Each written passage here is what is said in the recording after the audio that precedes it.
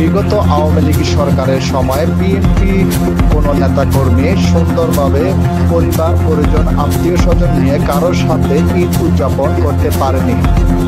দীর্ঘ 18 বছর পর তারা পরিবার পরিজন আত্মীয় স্বজন বন্ধু বান্ধব এলাকাবাসীর সাথে ঈদুল ফিতরের ঈদ উদযাপন করেছে। তাদের ঘটে যাওয়া 18 বছরের কষ্টগুলো তুলে ধরলেন আমাদের কাছে, তাদের অতীতে ঘটে যাওয়া কথাগুলো জানালেন। এই বছর ঈদুল ফিতরের ঈদ উদযাপন করেন পরিবার পরিজন আত্মীয় স্বজন ও এলাকাবাসীর সাথে। আসসালামু আলাইকুম রহমতুল্লাহ। আমি মোহাম্মদ তৈয়ব আলী শেখ। আমি মুগদা থানা 71 নম্বর ওয়ার্ডের স্বেচ্ছাসেবক দলের সিনিয়র যুগ্ম আহ্বায়ক। আমি মান্ডা ইউনিয়নের সাবেক যুগ্ম আহ্বায়ক। বৃহত্তম সবুজবাগের আমি মেম্বার ছিলাম। আমি মুগদা থানারও মেম্বার ছিলাম। আলহামদুলিল্লাহ আগে আল্লাহর কাছে লাখ লাখ লক্ষ কোটি শুকরিয়া আদায় করি। আলহামদুলিল্লাহ আপনি কথাটা করার সাথে সাথে আমার গায়ের পশম খারাই গেছে গা। দেখেন, খালি আমার আপনি প্রশ্ন করলেন, আপনি প্রতিটা মানুষের কাছে যে জিজ্ঞেস করেন তারা এইবারের মতো কীভাবে কত সুন্দর করে পালন করছে। আলহামদুলিল্লাহ সবাই আমাদের বিগত দিনের কথা কী কমু, বিগত দিন তো মনে করেন কি ঠিক মতন আমরা বাসায় তো থাকতে পারিনি। আর ঈদের কেনাকাটা বা বাচ্চাদের জন্য নিয়ে একসাথে যাওয়া এটা তো পারি না ভাই। আমার বাসাটা এই যে আপনি এই জায়গায় আমার ইন্টারভিউ নিতেছেন, এই যে মজার স্কুলের পাশে লেখারগুলি হিরুমিয়া রোডের মাথায় এই জায়গায় বাসাটা আমার। যে পুলিশ গেছে আর কত যে জরিমানা দিছি ভাই, মনে করেন কি এই আমরা এই জিয়ার আদর্শতে গড়া সৈনিক দেখা আমাকেও খালি অপরাধ আসলে একটু কি আমরা একটা বিএনপির সংগঠনকে ভালোবাসি, আমরা আমাকে জিয়া রহমানের আদর্শরে ভালোবাসি। এর জন্য হইলে আমাদের অপরাধ। আমাদের খালেদা জিয়ার আদর্শরে ভালোবাসি, আমাকে তারেক জিয়া ওনার আদর্শরে আমরা ভালোবাসি। এর জন্য আমাদের অপরাধ যে আমরা এই সংগঠনের সাথে কেন আমরা থাকি।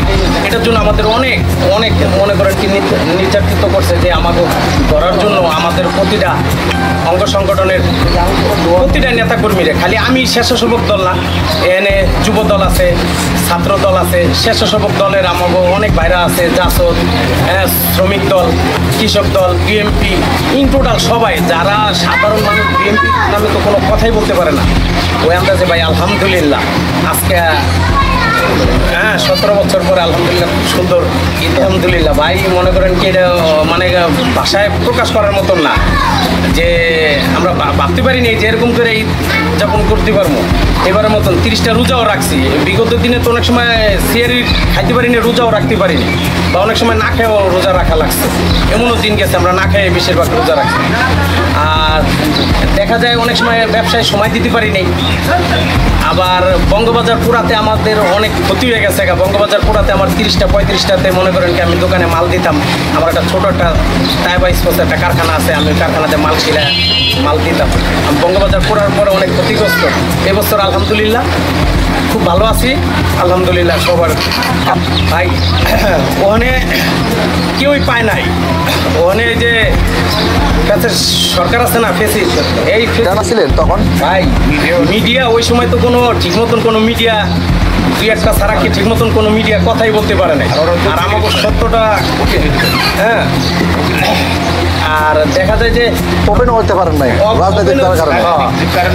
ওপেন হইতে পারিনি, ওইভাবে কইতে পারিনি। পরে দেখা যায় যে বঙ্গবাজার পড়ছে, লাস্ট ওই যে কারখানাটা পুরাই দিয়ে যেত। কিন্তু বঙ্গবাজার তো পড়ছে মনে করেন এটা ষড়যন্ত্র চাল, ইচ্ছা করে এটা পুরানো হয়েছে, আমাদের পথে বসাই দেওয়া হয়েছে। আজকে এই বঙ্গবাজারটা পুরো হ্যাঁ তাদের কাছে শহীদ হয়েছে, যারা শহীদ হয়েছে তাদের কাছে তো আল্লাহ জানি তাদের শহীদি মর্যাদা দান করে, তাদের জানি আল্লাহ বেশ নসিব করে, আল্লাহ জানি সুন্দর মতন তাদের মনে করেন কি আমরা দোয়া করি যেন আল্লাহ পাক তাদের কবরে অনেক তাদের আসলে বিনয়ের সাথে বলা লাগে আজকে আমার এই ভাইরা রাজপথে যে আজকে এই চোখ হারাইছে হাজার হাজার মানুষ পাও গেছে গা হাত গেছে গা কেউ মারা গেছে হ্যাঁ সবাই যে মুক্ত মুক্ত সবাই ইনটোটাল নাম মানে বইলা শেষ করা যাবে না আর ওনাদের জন্য দোয়া করি যে আল্লাহ পাক জানে ওনারা সুস্থ করে ওনারা যার যার ঘরে ফিরতে পারে আর এটির বিচার হবে ইনশাল্লাহ আমাকে বাংলাদেশের তারেক রহমান যে সময় বীরের বেশে আসবে আমাদের